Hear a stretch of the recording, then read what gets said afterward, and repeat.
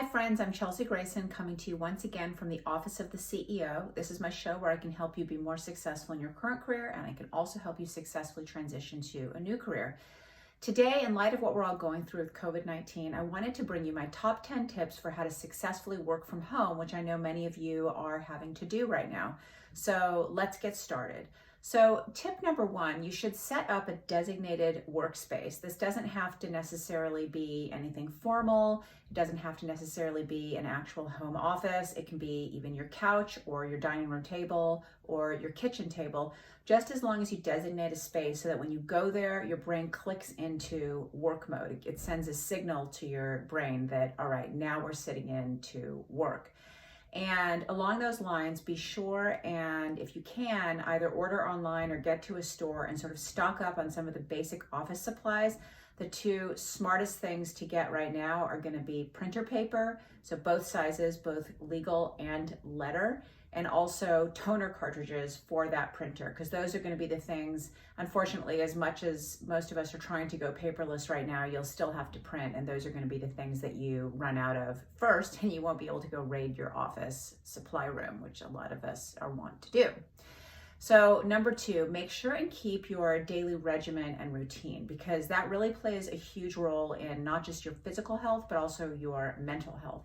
So get started each day as if you were actually going into the office. So if that means you start your day very early, like I do, by getting up and going to the gym first or working out, make sure and, even though you might have the luxury of pushing it to later, try and get up at the same time that you would normally get up and get your workout in, and then jump right into work. If you indulge in kind of morning sluggishness, then it's going to cost you more than just lost hours. In my experience, it's going to wear away at your motivation for the rest of the day. So keep your daily regimen. Number three, I would try to convert all of your conference calls, and there's going to be a lot more of them now, to video conferences, because as you all know, it's very easy to miss tone or facial expression or just social subtleties when you're just on a phone call. And also, when you're doing video conference, it doesn't have that sort of lag time that conference calls can sometimes have. So there's just more of actual human interaction when you're able to be so-called face-to-face on a video conference. And by the way, a sort of fun side benefit is that when you're on video conferences, it forces you to get out of that old robe or the ratty old sweatpants that we've all probably been wearing for the last couple of days. It forces you to actually put something on, at least from the top, for the top half, so that you can get on that video conference and look appropriate. So that's another side benefit, because that'll certainly add to your mood and force you to clean up a little bit, which makes you feel more professional and can actually add to your efficiency. So number four, along those lines, in addition to work video conferences, as trivial as this might sound, it's really important to maintain social interactions with our work colleagues. These are people that we generally talk to all the time during the course of a day, whether we're seeing them in the kitchen or on the way to the bathroom, or we're just stopping by people's offices.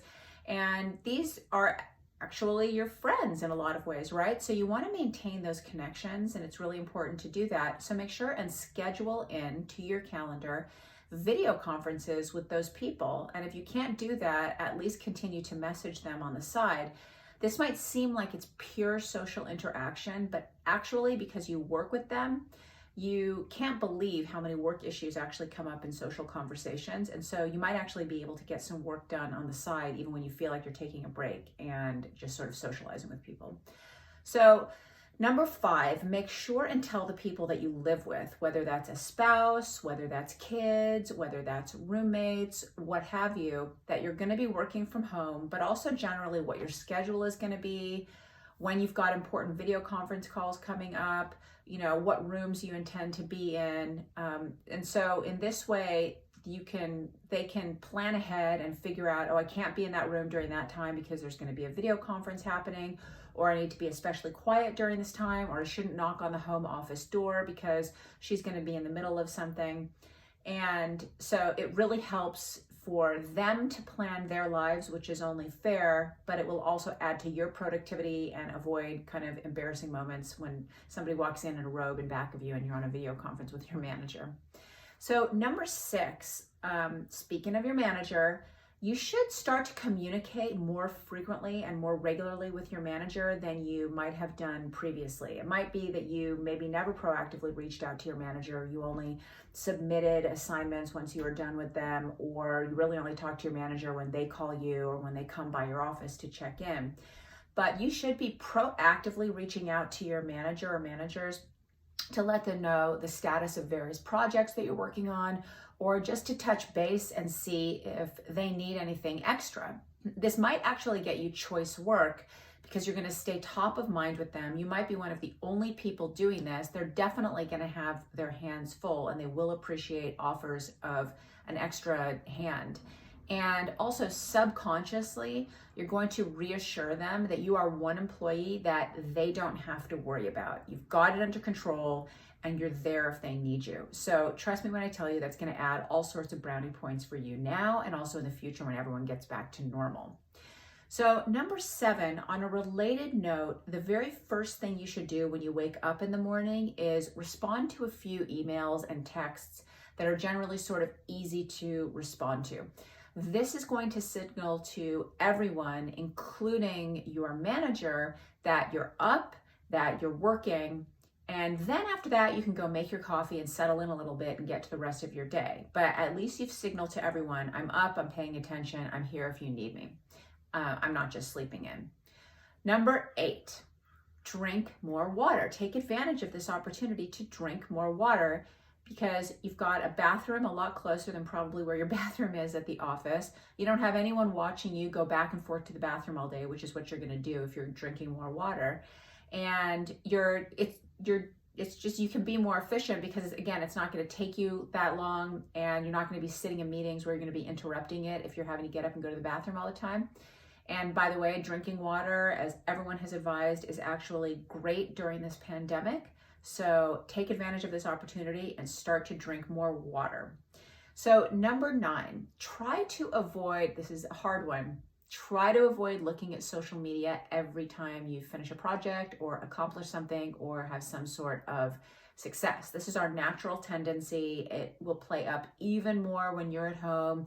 You'll finish something and say, well, as a reward, let me just check out Instagram. Try to avoid doing that. And one way you can do this is to always have cable news on at a very low volume in the background. At least that will keep you of the mindset that, listen, I'm not missing any important breaking news. There's nothing happening in the world that would validate me going on Instagram or some other social media to see if there's, any updates, because I'm hearing it all sort of in the background.